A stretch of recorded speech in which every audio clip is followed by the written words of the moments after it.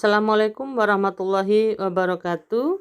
Ini adalah kisi-kisi ulangan mid semester genap mata pelajaran kimia kelas 10 IPA.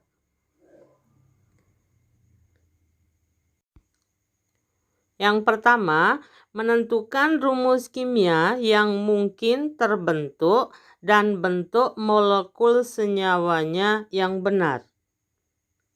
Contoh P, 1S2, 2S2, 2P6, 3S2, 3P2.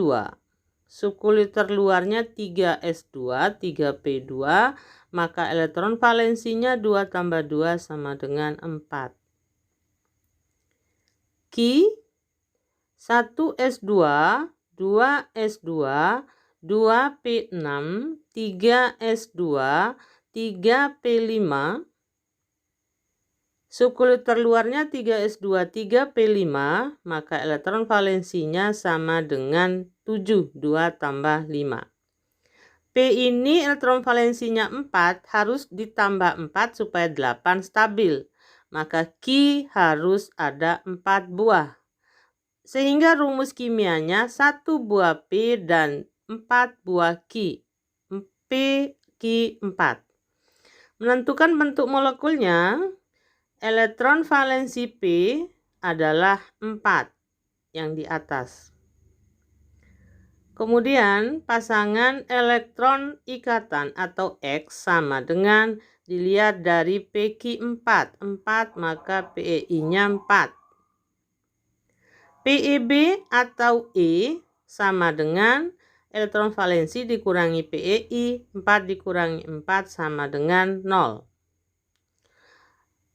AX4E0 atau AX4, maka bentuk molekulnya yang benar tetrahedron atau tetrahedral. Bagaimana kalau soalnya seperti ini? A, 1S2, 2S2, 2P6, 3S2, 3P3, elektron valensinya dicari. B, 1S2, 2S2, 2P6, 3S2, 3P5, elektron valensinya dicari. Kemudian tentukan bentuk molekulnya AB3, AB4, atau AB5 seperti cara di depan. Menentukan bentuk molekulnya menggunakan tabel ini. Menunjukkan gaya antar molekul, contohnya ikatan hidrogen. Ikatan hidrogen adalah ikatan yang terbentuk antara atom H dengan atom F atau O atau N pada molekul lain. Contoh, dua buah molekul NH3 ini, di tengah-tengah inilah namanya ikatan antar molekul, gaya antar molekul atau ikatan hidrogen. Antar dua molekul H2O ini disebut dengan ikatan hidrogen. Menentukan oksidator, reduktor, hasil oksidasi, dan hasil reduksi. Contoh,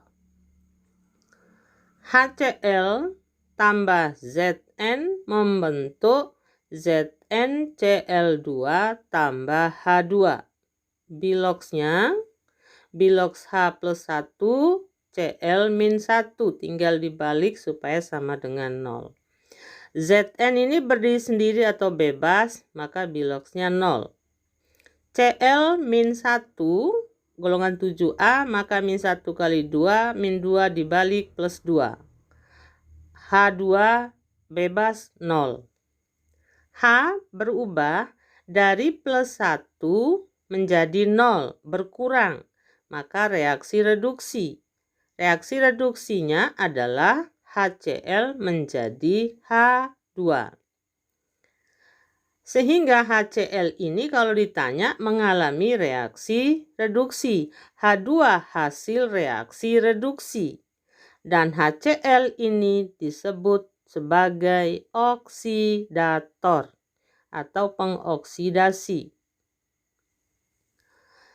Zn berubah dari 0 menjadi plus 2. Biloxnya bertambah. Reaksi oksidasi. Maka reaksi oksidasinya Zn menjadi ZnCl2. Zn mengalami reaksi oksidasi. Hasil oksidasinya adalah ZnCl2. Maka Zn karena mengalami oksidasi disebut sebagai reduktor karena mereduksi HCl. Nah, bagaimana kalau soalnya semacam ini? MnO2 plus HCl membentuk MnCl2 plus Cl2 plus H2O. Menentukan biloxnya, bilox O min 2. Min 2 kali 2 min 4 tinggal dibalik menjadi plus 4. H biloxnya plus 1, maka tinggal dibalik Cl-nya min 1. Cl min 1 karena golongan 7A, min 1 kali 2, min 2 dibalik Mn-nya plus 2. Berdiri sendiri 0. Mn ini dari plus 4 menjadi plus 2. Maka dia mengalami reaksi reduksi karena berkurang. Silakan ditulis reaksi reduksinya, siapa hasil reduksinya, dan reduksi ini disebut sebagai oksidator. Cl dari min 1 menjadi 0. Naik atau bertambah berarti mengalami reaksi oksidasi. Siapa yang mengalami reaksi oksidasi dan siapa hasil oksidasinya dan manakah yang bertindak sebagai reduktor? Caranya sama dengan di depan. Menentukan nama senyawa kimia. Ada senyawa biner, senyawa terbentuk dari 2 unsur, yang dari logam dan non-logam. Contohnya, KCl, kalium klorida. NaBr, natrium bromida. MgCl2, magnesium klorida tambah ida. CaO, kalsium oksida. CuO, tembaga 2 oksida. Cu2O, tembaga 1 oksida karena biloxnya 1. FeCl2, besi 2 klorida. FeCl3, besi 3 klorida.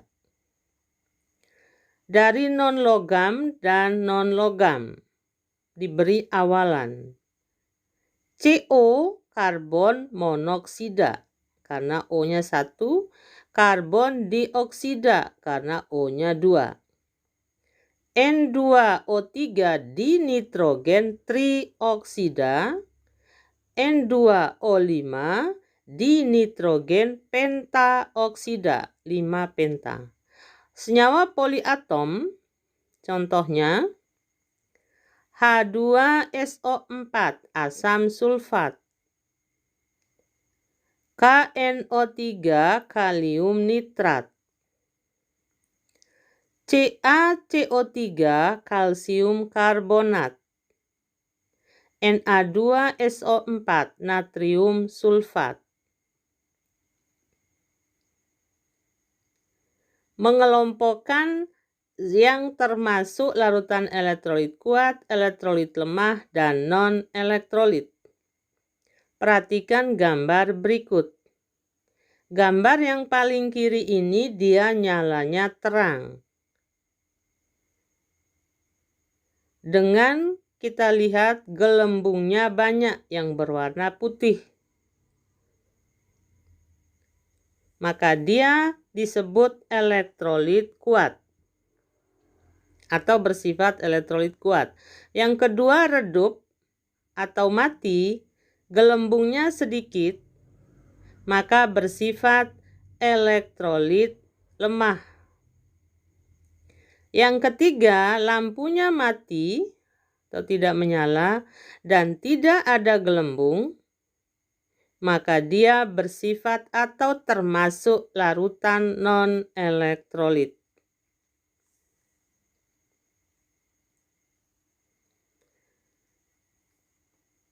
Misalnya lampunya terang mati, kemudian ada gelembung banyak sedikit tidak ada. Kalau dia terang nyala lampunya, kemudian gelembungnya banyak, maka dia termasuk elektrolit kuat. Kalau lampunya mati dan sedikit gelembung, maka termasuk elektrolit lemah. Seandainya lampunya mati dan tidak ada gelembung sama sekali, maka dia termasuk non-elektrolit. Terang dan mati ini maksudnya adalah nyala lampu, banyak sedikit dan tidak ada maksudnya gelembung gas yang muncul atau timbul. Sekian, wabillahi taufik wal hidayah. Wassalamualaikum warahmatullahi wabarakatuh.